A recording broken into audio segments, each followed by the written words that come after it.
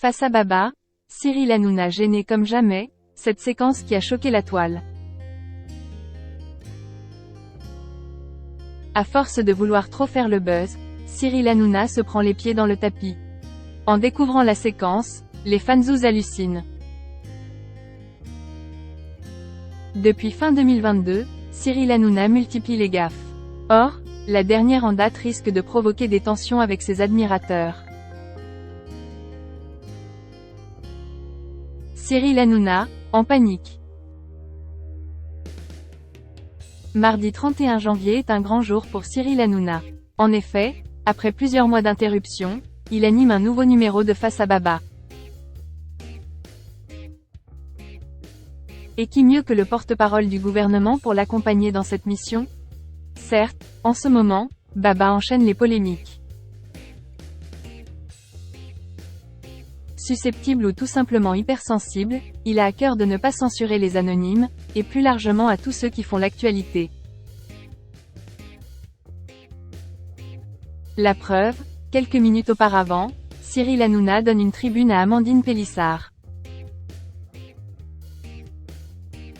Dézinguée à cause de sa reconversion, elle remet les pendules avec ses détracteurs.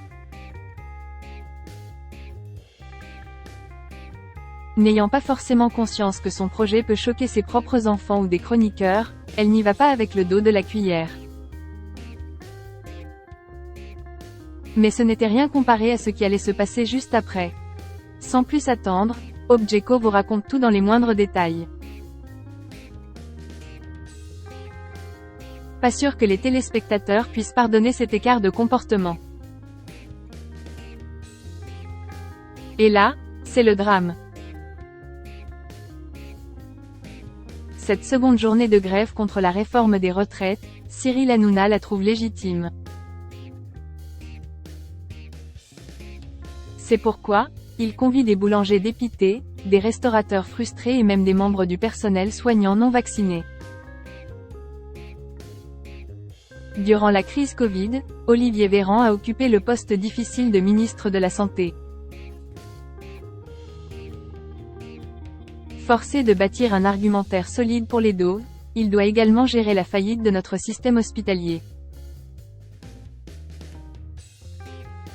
Les pénuries de matériel, masques, blouses, etc. s'enchaînent et placent le patient dans un engrenage parfois fatal. Dans ce contexte épineux, l'invité de Cyril Hanouna rivalise d'ingéniosité pour justifier les anciennes et les nouvelles mesures.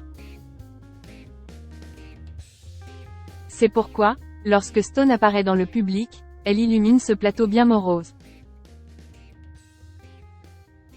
Connu pour son duo avec Éric Chardin, ses refrains sont indémodables tant ils mettent du baume au cœur. Qu'on se le dise, elle n'est pas venue pour chanter, mais pour se vanter. Lorsqu'on l'interroge sur son cas, elle ne prend pas de pincettes. Point. Nous avons la chance d'être propriétaires d'un appartement à Paris, ce qui est quand même très important, ainsi que d'une maison de famille. Nous ne nous plaignons pas. Il y a pire que nous. Interloqué par ce constat, Cyril Hanouna tente de rebondir et justifier la présence de celle qui louait les mérites du Made in Normandie. Vous voulez parler au nom des Français parce que vous avez dit « Ma retraite est ridicule ».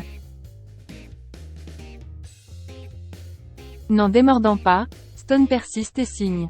Si elle a accepté de venir à la Canal Factory, ce n'est pas pour se plaindre. Se sentant pris au piège, Cyril Hanouna agrippe à une perche, et s'effondre lamentablement au sol. Mis KO, ce tollé sur la toile fait effectivement partie des plus durs qu'il ait eu à affronter dans sa carrière. Espérons qu'il puisse remonter la pente très vite. Avec 2 récentes plaintes à l'Arcom et cette dette colossale à Arthur, 2023 débute mal.